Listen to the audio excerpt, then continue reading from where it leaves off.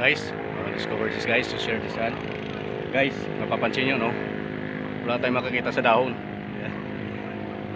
Puro brown siya. So guys no, brown. So guys, pag makita mo yon, tititigan mo maigi, siya siyang insekto.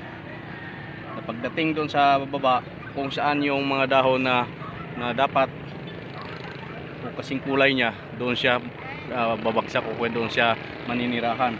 So guys no, siya siyang isang uri ng kumbaga parang tipaklong siya na matulis. Kasi guys no, matulis yung tipaklong. Pagka hindi mo siya guys titigang maigi, akala mo siya siyang dahon at talagang siya ito yung tuyo kumbaga. Kasi guys oh, mapapansin nyo, kasi guys oh, yan siya guys no. Wala kang makita guys kung yung titigan mo talaga, hindi mo siya mapapansin. Wala kang mapapansin talaga, as in talagang dahon siya. Ayan siya guys no.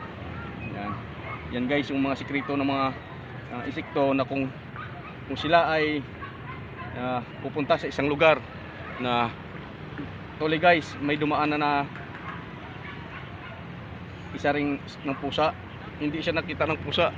Yan guys no, nag-iibang kulay siya at hindi talaga siya gagalaw. Kasi kung lilipad nga naman siya guys, pag napansin siya ng pusa, kakainin siya ng pusa. Yan guys no, try natin siyang hulihin. Yan siya ha. Ito siya guys oh. Wow. Sasang uri ng tipaklong. So guys no.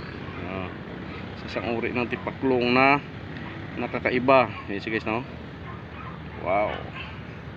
Yan siya guys oh. Wow. Yan. Sasang uri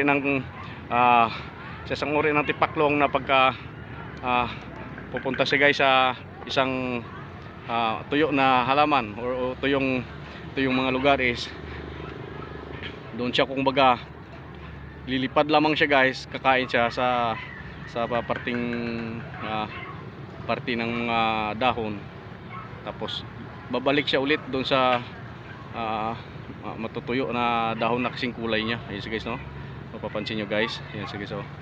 Yan, gumagalaw-galaw siya. Yan siya siyang tipaklong.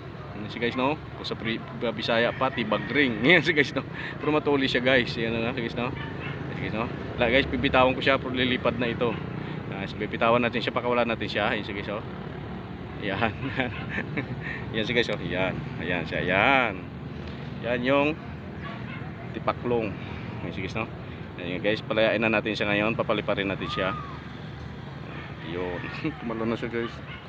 Yan, tumalo siya sa damit ko. Yan siya guys no. Isang uri ng tipaklong na doon siya pupunta sa talagang kanyang kakulay. Yan siya guys no. Yan siya guys no. Yan ang mga sekreto ng mga hayop guys, ng mga insekto na talagang yan ang pang-proteksyon nila sa kanilang sarili. Yan siya guys no. Yan, mapapansin niyo guys no. Yan, lalagay natin siya sa aking damit.